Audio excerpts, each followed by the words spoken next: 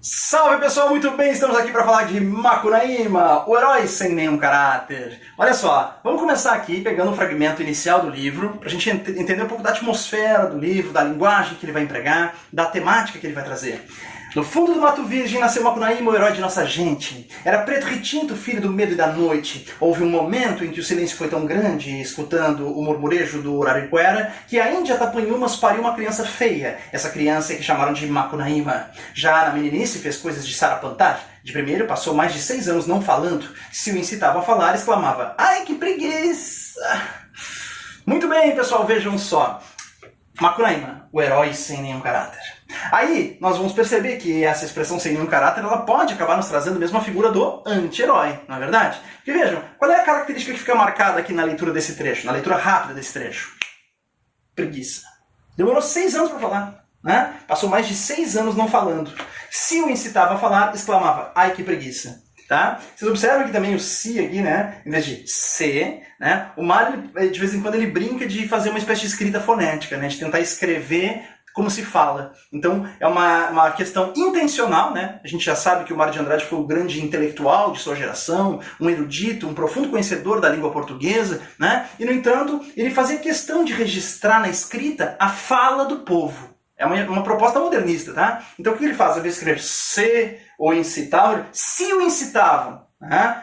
E aí a gente percebe que é uma tentativa mesmo de se aproximar da fala, tá? Uma característica muito marcante do modernismo que vocês devem ficar atentos. Agora dê uma olhada aqui, né? No fundo do Mato Virgem nasceu Macunaíma. Além, muito além daquela serra, nasceu Iracema, a virgem dos lábios de mel. É muito parecida, né? Essa estrutura frasal que dá início ao livro Macunaíma, se comparada com Iracema. E é claro que a gente tem uma referência parodística, né? Ou seja, isso aqui é uma paródia. A gente está parodiando um mito fundador brasileiro, parodiando o mito fundador de Iracema e colocando em lugar da visão romântica e idealizada de Iracema uma visão desidealizada, uma visão do chamado nacionalismo crítico modernista representada por Macunaíma. É evidente que Macunaíma passa a ser uma representação do povo brasileiro numa perspectiva modernista, contrapondo-se a Iracema lá, tá certo? Então olha só, interessante que ele aparece como preto retinto, filho do medo e da noite. Tá? Aí olha só, depois vai aparecer que ele é filho da Índia Tapanhumas, que pariu uma criança feia. Tá? Então, interessante observar também, né, que ele não é belo, como seriam, né, os heróis românticos, né? E é curioso que ele nasce, né, preto, filho de uma indígena, né, Tapanhumas. Então, ele é preto, filho de uma índia, nasce na floresta, só que depois ele vai para São Paulo. É uma questão interessante também que aparece no livro. A grande jornada do herói aqui, ela se dá pelo seguinte: ele perde a sua Muiraquitã. Ele perde, então, né, um amuleto mágico, né, que ele teria ganhado da sua amada Si, a rainha das Icamiabas, a rainha do mato. Então, a Si deixa, né, antes de morrer, né, ela deixa para o Macunaíma a Muiraquitã. Essa pedra amuleto, certo? Que é uma forma de demonstrar ali o carinho, o afeto, é uma recordação, né? Então, o que acontece é que ele fica com a única lembrança da sua amada, a Muiraquitã, e depois acaba perdendo ela. E a jornada do herói, então, é a busca pela Muiraquitã perdida. Quando ele vai, então, buscar pela Muiraquitã, ele vai, né, descobrir depois, com um pescador, né, que essa Muiraquitã havia sido, primeiro, né, engolida por um peixe, depois o pescador pegou e depois acabou vendendo a Muiraquitã para um mercador peruano, que era, na verdade, o gigante Venceslau Pietro Pietra. Assim, né, o Macunaíma fica sabendo do paradeiro de Venceslau, né, que estava em São Paulo, e aí então o Macunaíma vai até São Paulo. Então ele vai sair da mata, vai sair da floresta, certo? Vai sair da floresta amazônica e vai para São Paulo. Assim o livro faz rápidas passagens, né, de um ambiente que seria floresta para um ambiente que seria urbano. E curiosamente, ao chegar em São Paulo, ele depara com o rio Tietê, cheio de Vitórias Régias. What? Vitória Régia faz parte, né, lá da paisagem amazônica, não é? E aparece aqui agora flutuando no rio Tietê. É isso mesmo. O livro também tem essas pitadas, né, de surrealismo. O livro é muito surrealista e ele vai querer mesmo, propositalmente, fazer esse jogo caleidoscópico de imagens, de ir misturando, né, fragmentos de paisagens urbanas, né, rurais, misturando aspectos, né, de modernidade e aspectos de arcaísmo, de coisas arcaicas. Ele vai misturando tudo, de várias regiões brasileiras, do norte e do sudeste, e do sul e do nordeste, e do centro centro-oeste, e essas várias misturas elas vão acabar dando origem aqui então a uma visão, né, muito ampla, fragmentária, né, caleidoscópica e surrealista do Brasil, tá certo? Mais uma vez um Brasil feito de misturas. Isso me lembra muito antropofagia. E aí vai uma curiosidade. Oswald de Andrade uma vez confessou que teve inveja do Mário de Andrade por causa desse livro. Ele diz, olha, o Mário escreveu o livro mais antropofágico da literatura brasileira. Quer dizer, esse era o livro que eu gostaria de ter escrito, disse Oswald de Andrade certa vez, né? Porque Macunaíma é o livro mais antropofágico de nossa literatura. Tá legal? Mas então vocês vejam, né? Uma coisa interessante é que no processo do Macunaíma ele nasce preto, na floresta, e depois ele vai até São Paulo. E na jornada até São Paulo, uma coisa que acontece também é a seguinte, ele no meio do caminho, junto com os irmãos, ele passa por uma espécie de água mágica, certo? Ele se banha, né, no pé de Sumé, que é uma lenda indígena, né? Seria uma espécie de pegada gigante em que aquela água ali empoçada naquela pegada gigante seria uma água mágica. Então ele, ao se banhar na água do pé de Sumé, ele acaba ficando branco.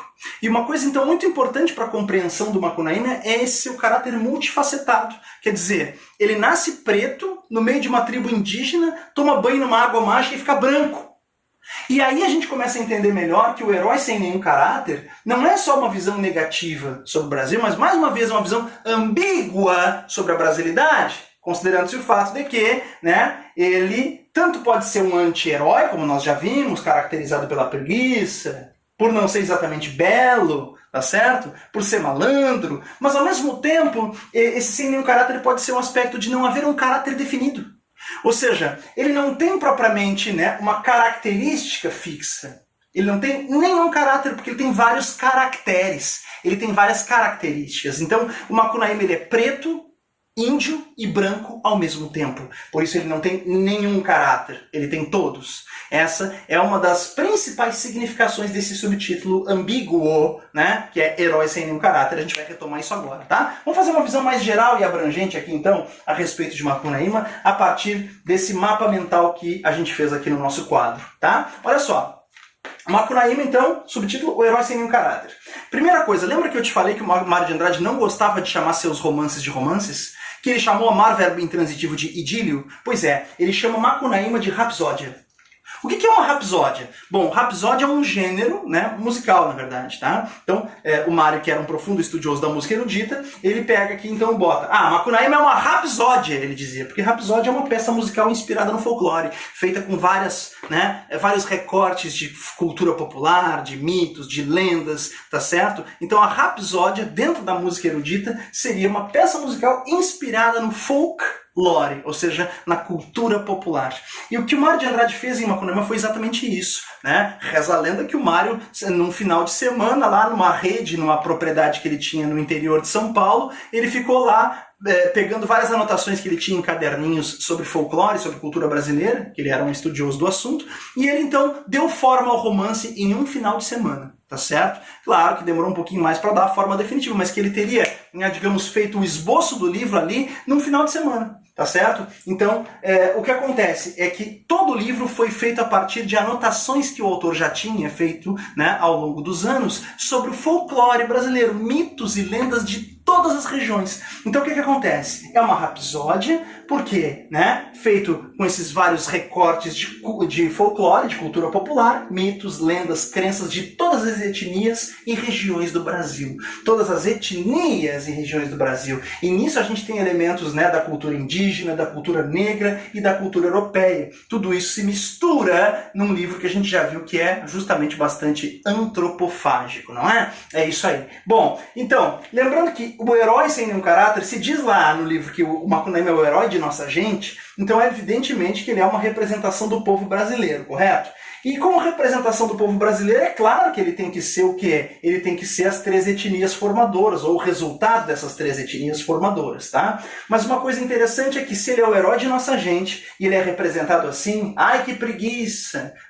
Aí depois, quando ele cresce um pouquinho, ele vai lá e começa a pegar a mulher do irmão dele, quer dizer, então, ele é mentiroso, sensual. Esses aspectos todos podem ser apresentados como características de um anti-herói, Mas é interessante destacar que anti-herói não é vilão, né? Quer dizer, esse sem nenhum caráter aponta a figura do anti-herói, ok? Só que o anti-herói é uma figura ambígua, né? Ele vai trazer aspectos também que podem ser cativantes. Ele é carismático, esse anti-herói, porque ele é engraçado, porque ele é ousado, porque ele é criativo, tá certo? Observa só, lembra que eu te falei que a grande jornada do herói é recuperar a Muiraquitã perdida? O que ele vai fazer? Bom, ele vai até São Paulo, como a gente já viu, tá certo? E chegando lá, né, já esbranquiçado, porque ele passou pelo pé de Sumé e ficou branco, os irmãos dele, né, o Jigué e o Maanape, se banharam na mesma água, só que aí então o segundo irmão se banhou, ficou com a pele avermelhada, e o terceiro ficou com apenas as palmas das mãos e as plantas dos pés esbranquiçados, o restante da pele negra. Pode parecer, né, uma piada de mau gosto que nós temos aqui,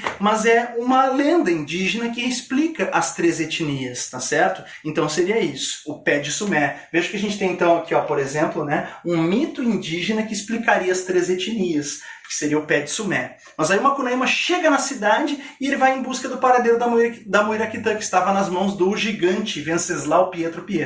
Aí ele vai fazer várias coisas, né, cara? Ele vai se travestir de francesa para tentar seduzir o gigante, vai fazer feitiço, vai fazer macumba. Então a gente vai ter também essas várias crenças, essas várias religiões se misturando, tá certo? Então ele faz promessa, aí ele faz macumba, ele faz de tudo. E depois, no final, ele faz uma armadilha e faz o gigante, né, tropeçar num tacho de macarrão e se afogar, tá certo? E ele consegue recuperar a Muiraquitã através da sua criatividade, da sua ousadia. Ele faz uma armadilha e faz o gigante se afogar num tacho de macarrão, né? Sem comentários a respeito do fato de que o gigante se afoga num tacho de macarrão. Vocês compreendem, né, a maluquice que é isso? Isso é surrealismo, gente. As noções de tempo e espaço, elas são propositalmente diluídas. Tem Vitórias Régias no Rio Tietê. O gigante se afoga num tacho de macarrão, tá legal? É proposital fazer algo nonsense, absurdo aqui, tá? Mas depois de recuperar a Muiraquitã, o Macunaíma, ele regressa então à floresta, sozinho, porque os irmãos decidem ficar na cidade,